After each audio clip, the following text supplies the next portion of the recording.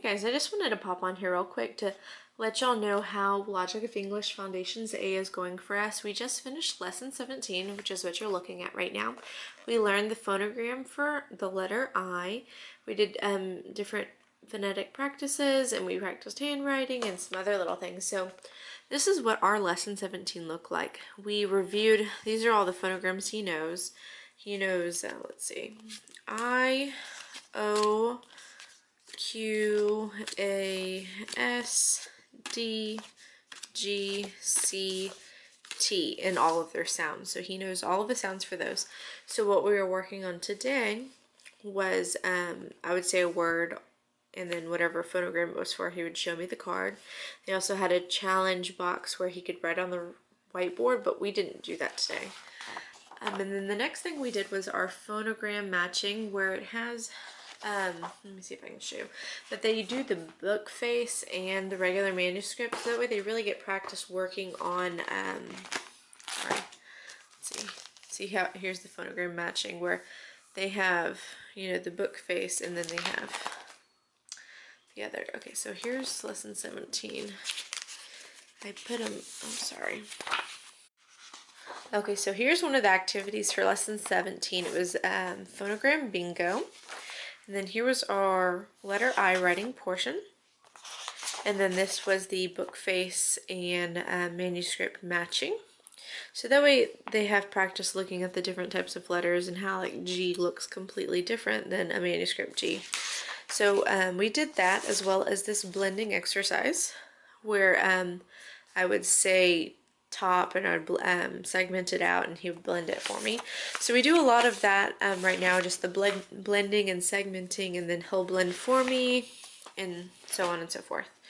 So that's what we did today. And then let's see what else we did. So here was the blending activity, and then here was the introduction to the phonogram I. And let me see if I can get it to focus. So there it shows you all 4 sounds. It goes over the 4 sounds.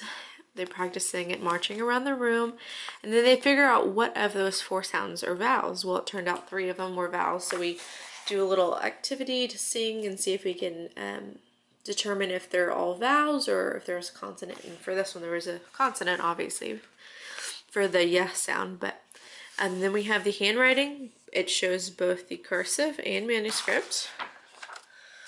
And then the last part was the, that was the phonogram matching. I skipped a page. Then the handwriting sheet. And then here is the phonogram bingo. And today we actually didn't do either the target station or the Play-Doh. We actually used the chalkboard, and I had him spray and erase to review. So that was lesson 17.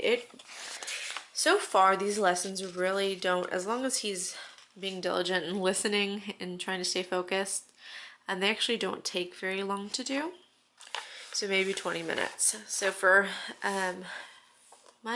Tuesday, next week we're going to do lesson 18. And here it gives you all of your items you need. And for this one, we're going to do phonograms at the beginning of the word.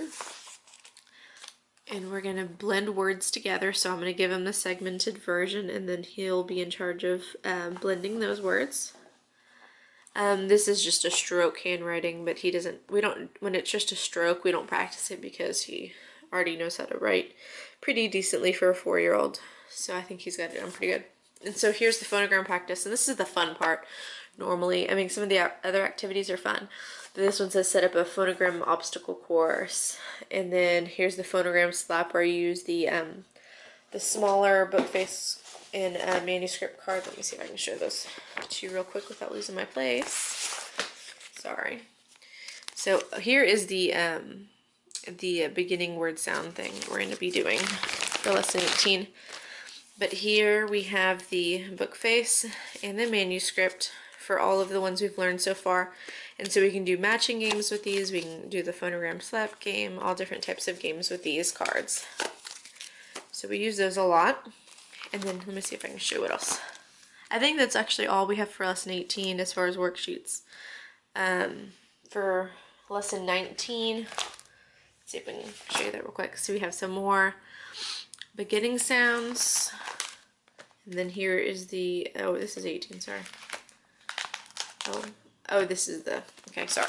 The only thing I don't like about this curriculum is the way the worksheets are done. This is actually, this is page 55 for 18.3, the handwriting portion, and then on the back side is 19. So I really wish they would just skip a page per lesson, so when you're tearing it out, it's easier. So here is some more phonogram practice, and then here's the introduction to P for 19. And then we have some more bingo. So those are the worksheets get for the next 2 lessons. Okay. Let's get back on track. Okay, so anyway, so here's the phonogram at the beginning of the word. We have the letter stroke, we have the blending up here, and then here are the different games again. So here's the phonogram slap, and so we'll use the little cards for that portion. And here again are different things. You can use a fly swatter or sticky hand toy. I don't know exactly what that is, but then I'll tell you what you need for the obstacle course. So in the extra teaching tips, I love how that's always like right there, so you don't have to look, and it just gives you extra ideas. So this will be lesson 19, and we're going to learn the phonogram for P. We're going to do more of beginning words, and then see, here's let's see if I can show you one of these. It says, ask the student to cover the phonogram picture below. Ask them to say the word, say the first sound of the word, and then write it. So instead of them actually circling it on the sheet I just showed you, that way they can actually practice handwriting, which is something we might do because the sheets we have in the little plastic covers, and we really don't use them unless we're dotting or drawing a little line. So I might actually incorporate that. That's a good idea.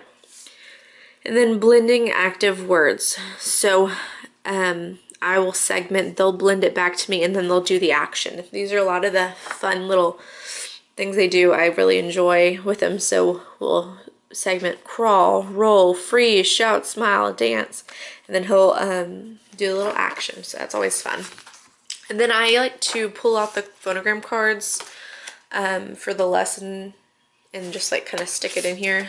That way I have it. Okay, and then this is continuing writing, so they recommend using the tactile cards, writing in the air.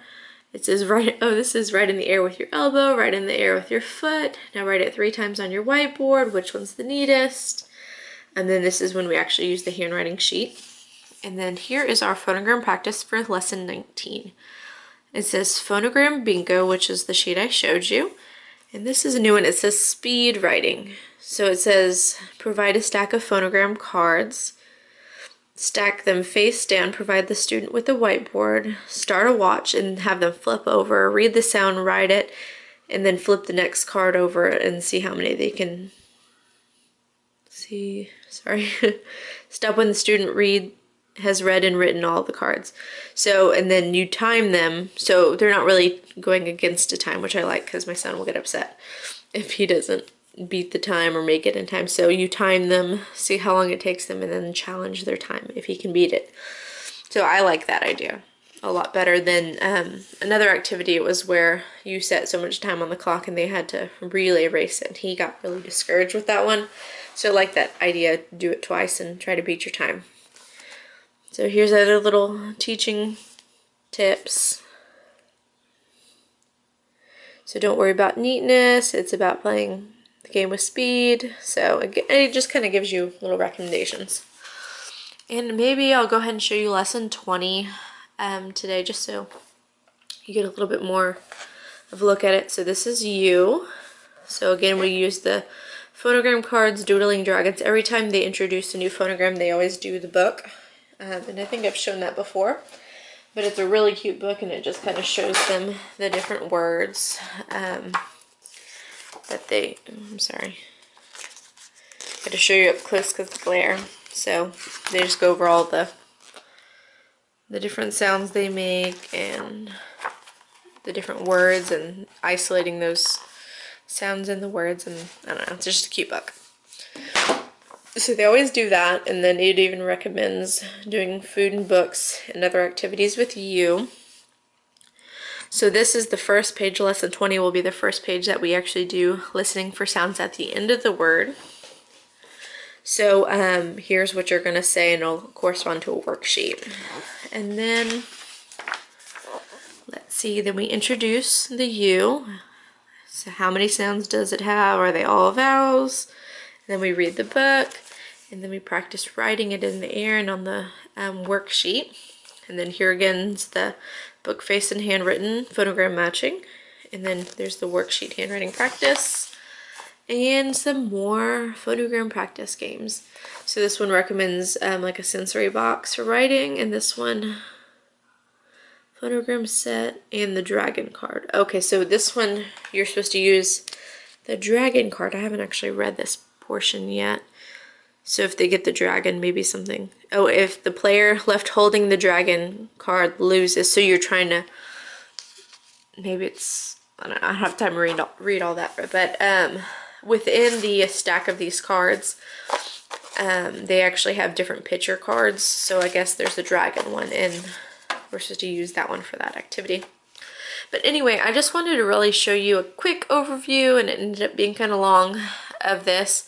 After lesson 20, we'll go into review D, and it kind of just has a few worksheets, and it goes over different things. I'll probably save this for a separate day because the reviews kind of take a while, because they have a lot of extra practice ideas, and like they always have like a basketball or a ball throwing for the reviews, which he really loves, where they shoot if they get it right. And then there's blending basketball and segmenting basketball. Can't talk. I have a serious problem about not being able to speak correctly. Anyway, so, and then there's what's that phonogram matching. You kind of get the picture, but like I said, I just love this curriculum. I love the way it incorporates games. He doesn't get bored with this one. This is the first thing he wants to do in the morning. So we really enjoy it. I don't know, I just really love it. Can't say enough of good things about it. The only thing I would change is the worksheets. But this was another little look into Logic of English Foundations A. Thank you so much for watching. If you haven't already subscribed, please do, because I plan to bring you more videos about Logic of English and the different activities we do with it and how it's working for us. Thank you so much for watching.